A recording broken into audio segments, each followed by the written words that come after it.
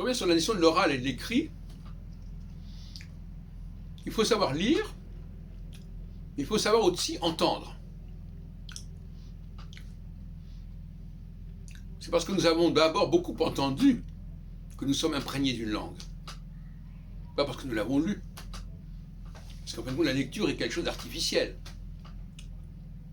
qui ne fait sens que par rapport à l'oralité. Il y a ceux qui s'imaginent qu'ils accèdent à l'oralité alors qu'ils n'ont pas entendu. Ils n'étaient pas en position d'entendre l'oralité uniquement en apprenant à lire. Mais est-ce qu'on peut apprendre à lire?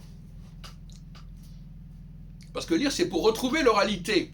Mais si on ne connaît pas cette oralité, si on n'a pas entendu, on ne pourra lire que des choses de manière complètement, non seulement artificielle, mais fausse.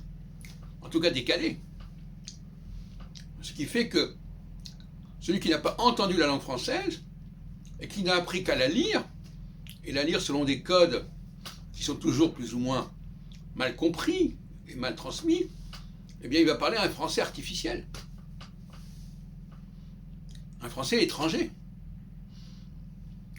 Et c'est le cas d'ailleurs de la plupart des emprunts au français.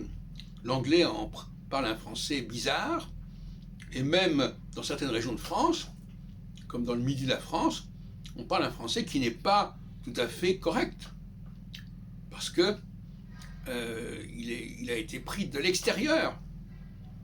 C'était un français qui a été traversé par la lecture, par l'écrit, et qui n'a pas été suffisamment imprégné de l'oralité, c'est-à-dire de l'écoute.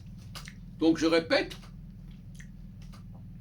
écouter, parler la langue, c'est un préalable à toute forme de lecture.